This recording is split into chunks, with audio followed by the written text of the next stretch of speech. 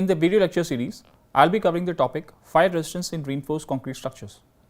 I'll be covering the topic in the following heads: introduction, fire triangle concept, behavior of concrete members subjected to fire, various Indian standard codal provisions, and finally conclusions with some recommendations. The reinforced concrete structure is widely used construction material. One of the main advantages of reinforced concrete over the other building materials is its inherent fire resistance property. However, prolonged exposure to fire leads to the degradation of mechanical properties, that is, decrease in strength, modulus of elasticity of concrete and steel. Spalling of concrete at elevated temperature leads to reduction in effective cross section and hence its overall capacity. In particular, fire designs become essential in vital defense installations where the fire can prove to be disastrous not only to the structure but also to the safety of the country. The fire triangle concept. Fire is a chemical reaction between the fuel and oxygen in which the energy is released. The reaction takes place when the combustion material, oxygen and heat come together. These three aspects together form and are well known as a fire triangle. The combustible material is often solid or liquid. A material in solid or liquid state cannot spontaneously combust. However, when these materials reach in certain temperature, flammable gases are produced. The temperature at which the fire starts is called as ignition temperature. In a closed room, the process of fire development goes through the following three phases, which you can see in the diagram. That is the ignition phase, the fire phase and the decay phase, which is clearly mentioned in the temperature time curve. The behavior of concrete members subjected to fire. The concrete in general does not burn and has a good resistance against fire. These two advantages are generally known. However, there are more properties of concrete which are advantages in case of fire. All these natural properties together ensure that fire in a concrete structure is easier to extinguish because of the material will resist the fire for a longer period of time.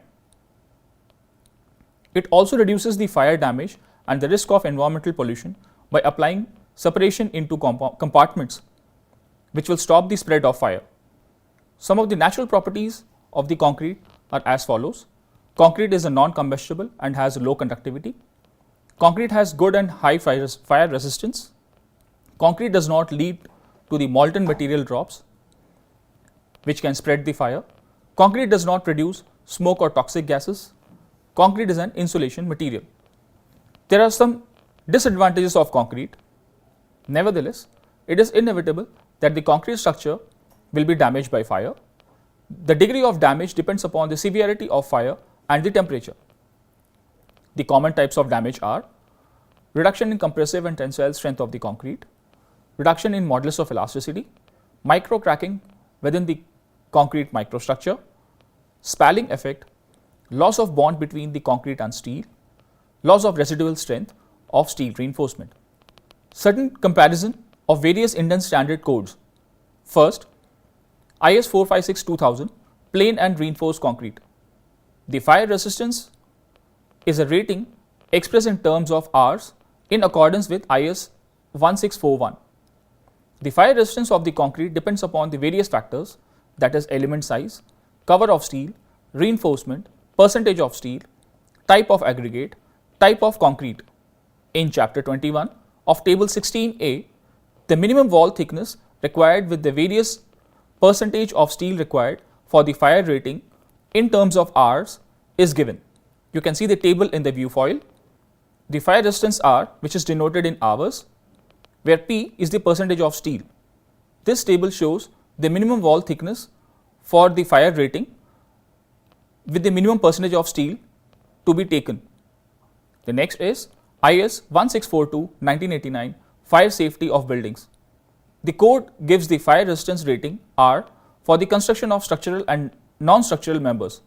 The code explains different type of walls, that is RCC, masonry, both hollow and solid, the load bearing and non-load bearing walls. The code also gives out the type of design of the building and the type of material used for the fire resistant. The table given in the code gives the R for the various categories, namely type 1, type 2, type 3 and type 4 constructions. The R rating for various structural and non-structural members are given in table. You can see the number of tables in the view foil as given in the code. The next is IS 3809 1979 fire resistance of structures. The standard specifies the standard heating and the pressure conditions, the test method and the criteria of determination of fire resistance of element of building construction of various categories such as walls, partitions, columns, beams, floors, roof, etc. The test provides the dimension of R of elements of building construction on the basis of time of exposure to fire of specified dimensions, satisfy the criteria laid down under the standard test conditions. In the view foil, you can see the table in which the time is given in minutes and for the temperature in which it can sustain the fire. At last, in the conclusion, I would like to bring out the following points. The IS 456-2000, the table number 29, which we discussed earlier, gives a very prescriptive information regarding the design of structural members. Further, there are several drawbacks in the codes as listed. The IS code does not have any clear details of the clear reinforcement percentage to be used in the structural member for the fire design.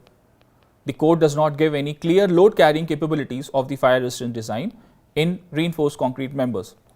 The code does not give any details of the fire exposure sides, that is one-sided or two-sided. In the present scenario, the fire protection engineering is given more importance than the fire design of any structural members. The design of fire resistance should be made inherent as a part of the design of any structural member. With this, I complete the video lecture series. Thank you so much. Jai Hind.